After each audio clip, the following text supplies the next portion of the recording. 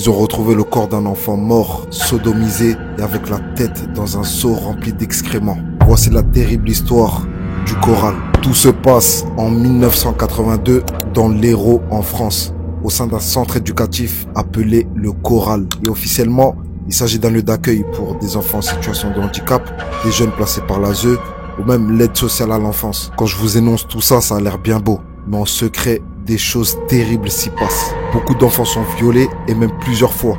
Et pire encore, certains abus auraient été filmés et très vite, la gendarmerie, elle découvre l'implication de plusieurs adultes du centre. Mais c'était que le début. Plusieurs témoignages affirment que certains enfants étaient préparés à l'avance pour recevoir des visites spéciales.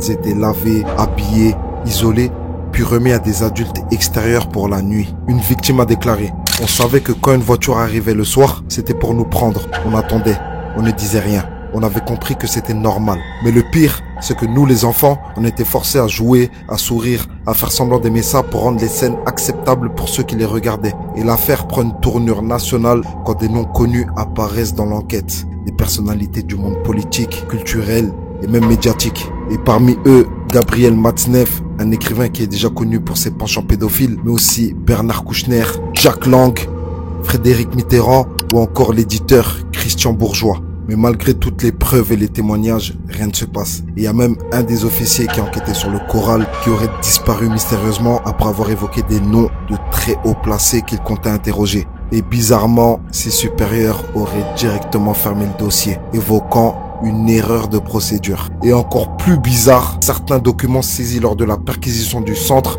auraient été brûlés, non pas par les accusés, mais par les autorités elles-mêmes, quelques jours avant que la presse n'ait accès au dossier. C'est trop chelou. Et il y a quand même un cas documenté dans les rapports de gendarmerie qui parle d'une fillette de 13 ans qui est tombée enceinte suite au viol au Coral. L'enfant a été placé dans une autre structure, puis forcé à avorter, dans le silence total. Mais bizarrement, encore une fois, aucun procès, aucune reconnaissance et l'acte médical n'a jamais été inscrit dans ce dossier de santé. Mis à part 2 éducateurs, aucun des noms connus n'a été puni. Sacrée justice. Voilà, je vais vous montrer quelque chose vite fait. Ça, c'est la maternité de l'hôpital de Châlons, en Vendée. Voilà, la maternité de l'hôpital de Châlons. Et cet hôpital, que vous voyez, que je vous ai montré là sur la vidéo, et c'est l'hôpital où est née la fille Verdun, la fille d'Emmanuel Verdun, en 1997, assassinée par Jack Lang, par le même que celui qui a tué des gosses avec ses copains au Coral, dans l'IME le Coral, donc 82, au début des années 80. Voilà. La fille d'Emmanuel Verdun était d'origine vendéenne, elle était née à Châlons dans la maternité que je vous ai montré.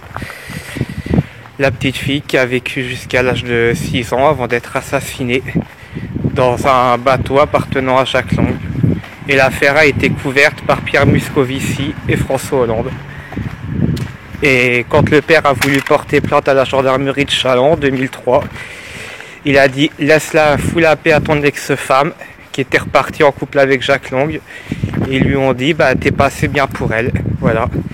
La gamine, elle était mieux soi-disant pour les gendarmes de l'époque avec Jack Lang et sa mère. Voilà.